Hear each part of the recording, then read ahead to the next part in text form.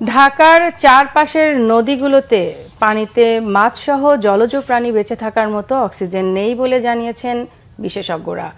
তারা বলছেন, মাছ বা জলজ প্রাণী পানিতে বেঁচে থাকতে হলে 5 মিলিমিটার অক্সিজেন দরকার। ঢাকার চারপাশের নদীগুলোতে বর্ষাকালে 1 মিলিলিটার অক্সিজেনও পাওয়া যাচ্ছে না। শিল্প কারখানার বর্জ্য, নগরীর সুয়ারেজের ময়লা আবর্জনার বিষাক্ত পানি গলা টিপে মারছে নদীগুলোকে। আরও জানাচ্ছেন জাহাঙ্গীর আকন্দ। এক সময়ের ভরা যৌবনা বুড়িগঙ্গা এখন জীবন মৃত্যুর সন্ধিক্ষণে। শুধু বুড়িগঙ্গা নয়, শিল্পপতিদের ভয়াল থাবা আর অপরিকল্পিত নগরায়নে দূষিত হয়ে মরতে বসেছে ঢাকার চারপাশের বুড়িগঙ্গা, বালু, তুরাগ, শীতলক্ষা নদী।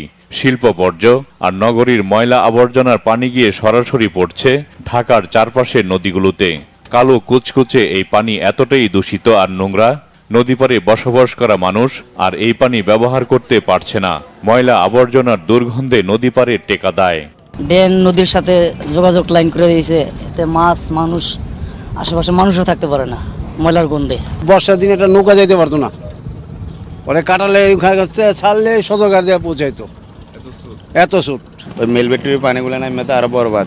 ড্রেনের পানি, ফ্যাক্টরির পানি, এলাকার পানি, বৃষ্টির পানি সবগুলো তো নদীতে নামে।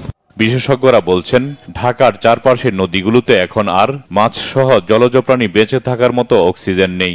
শিল্প বর্জ্য আর সুয়ারেজের ময়লা পানি ফেলা বন্ধ না করলে নদীগুলোকে বাঁচানো কঠিন হয়ে পড়বে। ইন্ডাস্ট্রিগুলা যে সময় ছাড়পত্র নিচ্ছে, তখন কিন্তু তারা বলছে তারা ইটিপি চালাবে এবং পানিটা ক্লিন করে ফেলাবে। এটার কোনো কোনো নিয়ম নীতিই নাই, কারণ ঢাকার আশেপাশের নদীগুলিতে ডিজলভ অক্সিজেন 1 মিলিমিটারও বর্ষার সময় পাওয়া যাচ্ছে না। অন্তত 5 মিলিগ্রাম পার লিটার দরকার, হ্যাঁ, আপনার মাছ এবং অন্যান্য প্রাণীর জন্য। এইভাবে যদি একটা শহরের যে প্রাণ, যে শাখা নদীগুলি, এগুলি যদি এইভাবে দখল এবং দূষণে কবলে পড়ে, তাহলে কিন্তু আমাদের ভবিষ্যতে এই শহর কিন্তু আসলে আর বসবাস উপযুক্ত থাকবে কিনা এটা সন্দেহের বিষয়।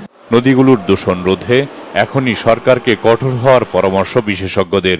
টেমস নদীতে এত দূষণ হয়েছিল আমাদের বুড়িগঙ্গার মতো যে পানিতে কোনো মাছ আসতে পারত না, কিন্তু শোধন ওরা প্রত্যেকটা পলিউশনের পয়েন্টকে কন্ট্রোল করে ইটিপির মাধ্যমে বর্জ্যটাকে ফেলে এই কাজ করা যেতে পারে। এর জন্যে আমরা প্রত্যেকটা পয়েন্ট জানি কোথা থেকে বর্জ্য ফেলা হয় এবং তার জন্য পর্যাপ্ত আইন আছে। এখন এই আইনটা কে রক্ষা করবে? শিল্পপতিরা, সরকার? এটা আমরা জানি না। ঢাকার চারপাশের নদীগুলো আবারও প্রাণ ফিরে পাবে, এমনটাই প্রত্যাশা সাধারণ মানুষের। তুরাগ থেকে বুড়িগঙ্গা, বাঁচলে নদী, বাঁচবে ঢাকা। বিশেষজ্ঞরা বলছেন, ঢাকাকে বাঁচাতে হলে ঢাকার আশপাশের নদীগুলোকে এখনই দূষণমুক্ত করা জরুরি। জাহাঙ্গীর আকন্দ, বাংলা ভিশন, বুড়িগঙ্গা, ঢাকা।